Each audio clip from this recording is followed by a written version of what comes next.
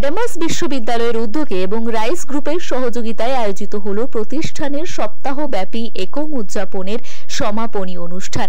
ক্রীড়া, স্বাস্থ্যসেবা, সাহিত্য এবং কবিতার জগতে গুরুত্বপূর্ণ অবদান রেখেছেন এমন কিছু বিশিষ্ট ব্যক্তিত্বের হাতে অ্যাডামাস এক্সিলেন্স অ্যাওয়ার্ড এবং লাইফটাইম অ্যাচিভমেন্ট অ্যাওয়ার্ড তুলে দেয় বিশ্ববিদ্যালয় কর্তৃপক্ষ।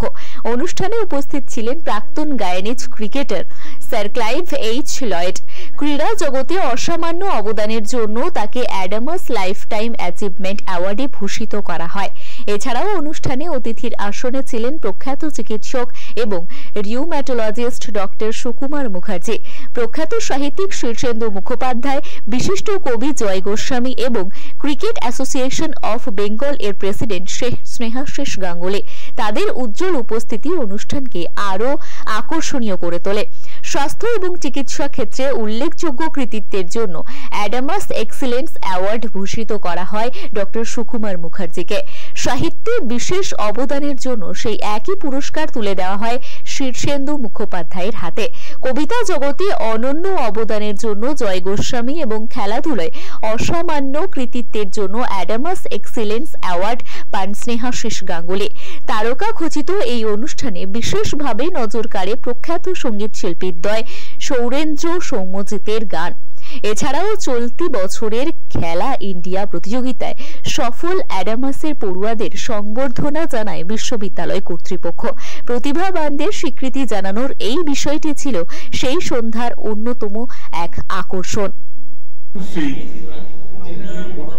All his board members sitting down and saying to the rest of the people, 3 countries are getting 180 million and the rest are getting 80. And one of them who getting 80 million is now nearly 100 years into that association. To me, if you escalate, you're now up there with the rest, everybody should get the same thing. Look at it, the Premier League. Does Manchester United get more than Liverpool? Does Arsenal get more than Chelsea? No, they get the same. Good? And the same thing should happen where our cricket is concerned. And don't forget, West Indies, we have 14 islands. Whilst the other countries are just one country. And it takes us a lot of money to hold our tournaments because we got to fly everywhere. We can't go by boat or train or a bus or anything like that.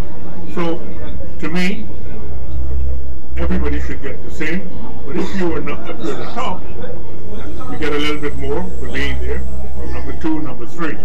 But you must have enough money to look after your cricket. You can't give 3 countries, great set of money and the rest.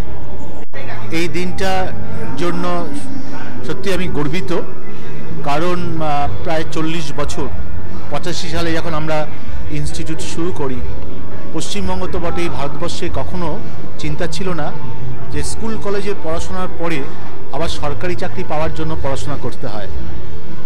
এই দীর্ঘ প্রায় 40 বছরে কয়েক লক্ষ ছেলে মেয়ে সফল হয়েছে।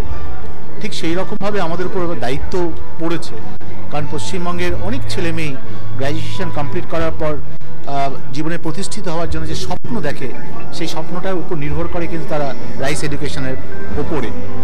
তারপরে আমরা স্কুলে এসেছি, তারপরে আমরা আস্তে আস্তে ইউনিভার্সিটিও গড়ে তুলেছি। কিন্তু মনে হয় যে 100 বছর অতিক্রম করার জন্য একটি প্রতিষ্ঠানে যা যা করণীয় সেটা আমাদের কিছু করতে হবে।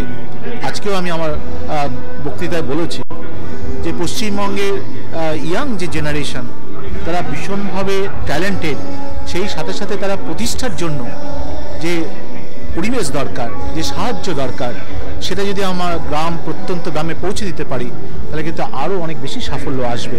তাই আজকে অনুষ্ঠানটিতে যেমন আমাদের গর্বিত আমরা, ঠিক সেই রকম আবার আমাদের দায়িত্বও বাড়লো। আরও আমাদের রাজ্যের অধিবাসীরা ভীষণভাবে আমাদের উপর আশা করবে, সেই জন্য আমাদের আরও যাতে দীর্ঘ পথ চলতে পারি সেদিকে খেয়াল রেখে আমাদের চলতে হবে। আমি বলি, আজও আমি একজন শিক্ষক, আজও আমি ক্লাসে গেলে পরে ছাত্রছাত্রীদের সাথে অনেক ভালো সময় আমি কাটাতে পারি। এবং ছাত্রছাত্রীরা কিন্তু আমাদেরই বিখ্যাত করেছে, আমরা যেমন ওদের সাহায্য করেছি ঠিক সেই রকমভাবে আজকে আমাদের ইনস্টিটিউটের যে গ্রোথ এবং যে ধরনের আমরা আস্তে আস্তে একেবারে কেজি থেকে পিজি পর্যন্ত আমরা যেতে পেরেছি, প্রফেশনাল স্টাডিতে সারা ভারতবর্ষে আস্তে আস্তে আমরা এখন সুনাম অর্জন করেছি। তারপরে আমরা অ্যাডামাস টেক কনসালটেন্সি তৈরি করেছি আমরা, কারণ এটা তো ঠিকই পশ্চিমবঙ্গ থেকে খুব প্রতিষ্ঠান ন্যাশনাল লেভেলে যেতে পেরেছে।